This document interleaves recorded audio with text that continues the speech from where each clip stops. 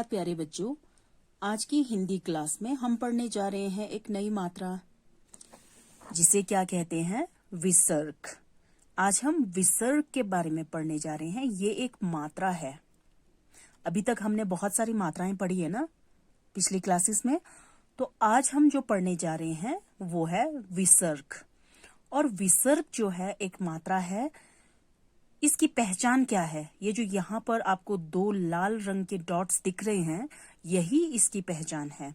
और विसर्ग को आ की मात्रा भी कहते हैं। और ये ध्यान रखना है आपको, विसर्ग की जो पहचान है, जो इसकी मात्रा है, दो बिंदियां हैं यहाँ पर, दो डॉट्स, इसको हमेशा अक्षर के बाद लगाया जाता है। अल्फाबेट के, लेटर के बाद लगाया जाता है।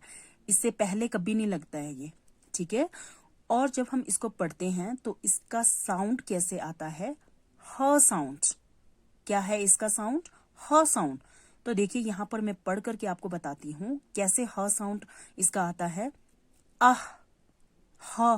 देखिए अ के बाद ह साउंड आ रहा है ना, आह की मात्रा। अगर ये नहीं लगाते हैं ये दो डॉट्स, तो ये बिना मात्रा वाले आ हो गया, है ना। तो आपको याद है, आपने लोअर क्लासेस में ये अक्षर आपने पहले पढ़ा है। अब कहाँ पर पढ़ा है ये मैं आपको अभी दिखाती हूँ कि कब पढ़ा था आपने। बच्चों, जब आप वर्णमाला सीख रहे थे, हिंदी वर्णमाला सीख रहे थे, ठीक है, हिंदी में स्वर आप सीख रहे थे, वॉवल्स जब आप पढ़ना सीख रहे थे, तब आपको याद है ना, आपने अंग के बाद जो अक्षर पढ़ा था वो क्या है? आह। अंग के बाद क्या पढ़ा था आपने? आह। तो आज हम यही पढ़ने जा रहे हैं कि आह क्या है और इस मात्रा को कहाँ पर किस तरह से लगाया जाता है, इसको लिखने का सही तरीका क्या है, और जब हम पढ़ते हैं तो इसका उच्चारण, सही उच्चारण क्या है, यही आज हम इस वीडियो में पढ़ेंगे। ठीक है बच्चों, तो आपने ध्यान से इस वीडियो को देखना है, एक एक शब्द को पढ़ना सीखना है अच्छी तरीके से, ठीक है। क्योंकि बहुत सारे बच्चे ऐसे हैं जो बच्चे कंफ्यूज हो जाते हैं कि इसको पढ़ना कैसे है, ठीक है। दो डॉट्स लगा तो दिया हमने, कॉपी पर भी लिख लिया, ठीक है, लेकिन हमें पढ़ना नहीं आया। अगर आपको सही तरीके से इसका पढ़ने का तरीका पता नहीं होगा, आपको पढ़ना नहीं आएगा, तब कोई फायदा नहीं है। सबसे पहले तो हमें क्या है, पढ़ना सीखना है, ठीक है बच्चों। ओके, अब देखिए यहाँ पर ये जो टॉपिक है आपकी बुक पर भी है, बुक पेज नंबर 47 पर है। तो देखिए इसको कैसे पढ़ना है, देखिए ध्यान से सुनना है आप सबने ये, और ये ध्यान रखिए कि ये हमेशा अक्षर के बाद लगाया जाता है। तो मेरे पीछे आप भी रिपीट कीजिए। तपः, नमः, अतः, प्रातः, पुनः, दुःख, शनैः, प्रायः, फलतः। ये जो पहली लाइन है इसमें मैंने दो अक्षर वाले लिखे हैं, ठीक है। वैसे तो बहुत सारे हैं विसर्ग वाले शब्द, लेकिन आप इतना भी पढ़ लोगे, इतना भी सीख लेंगे, वो काफी है, ठीक है बच्चों। इसके बाद है तीन विसर्ग वाले, तीन अक्षर वाले शब्द, विसर्ग की मात्रा वाले तीन अक्षर वाले शब्द। फलतः, क्रमशः, मूलतः, अंतः, स्वतः, अंततः, निपात, शतशः। उसके बाद आते हैं तीन अक्षरों के बाद अब हम विसर्ग की मात्रा वाले चार अक्षर वाले शब्द पढ़ेंगे, ठीक है बच्चों। फिर से आपने मेरे पीछे रिपीट करना है।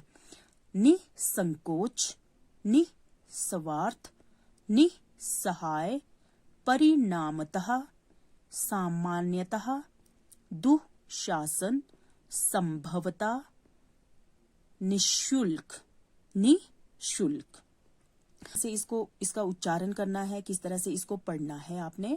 ये जो विसर्ग की मात्रा है ये हिंदी में कम यूज होता है, ठीक है।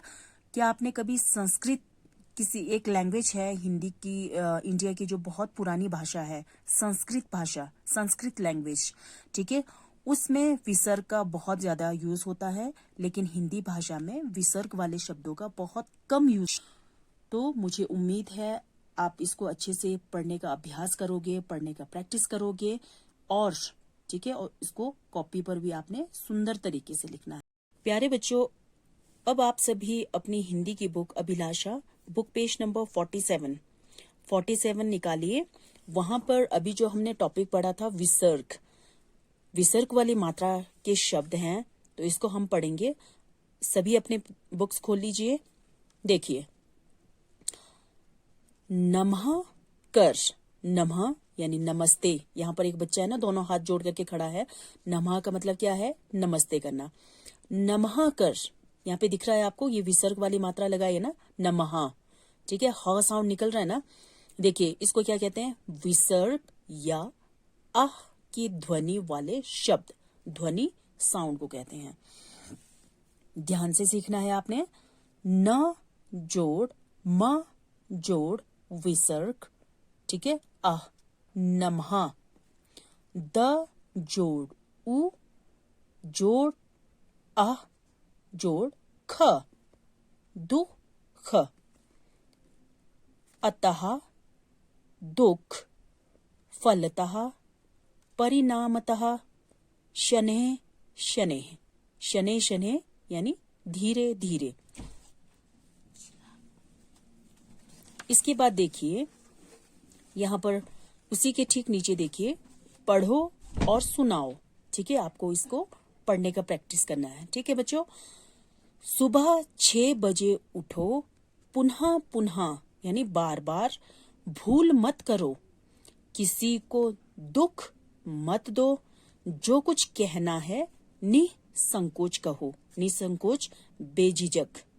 झूठ बोलने का दुस्साहस यानी हिम्मत, झूठ बोलने का दुस्साहस मत करो।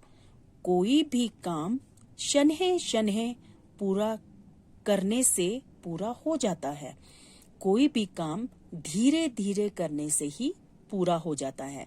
शनहे शनहे, ह साउंड आ रहा है ना यहाँ पर, है ना। तो देखिए, यहाँ पर विसर्ग की मात्रा को हमेशा आपने, ये जो ऊपर है शिरोरेखा, ये जो लाइन हम हिंदी में शिरोरेखा लगाते हैं, ये जो लाइन दिख रही है ना बच्चों आपको, इसको क्या कहते हैं? शिरोरेखा। इस विसर्ग की मात्रा के ऊपर कभी भी आप शिरोरेखा मत लगाना, अदरवाइज ये गलत हो जाएगा। ठीक है बच्चों, तो मुझे उम्मीद है आप सबको विसर्ग की मात्रा का सही प्रयोग, सही उच्चारण, इसको कैसे पढ़ना है, ये सब सभी आपने अच्छे से सीख लिया होगा।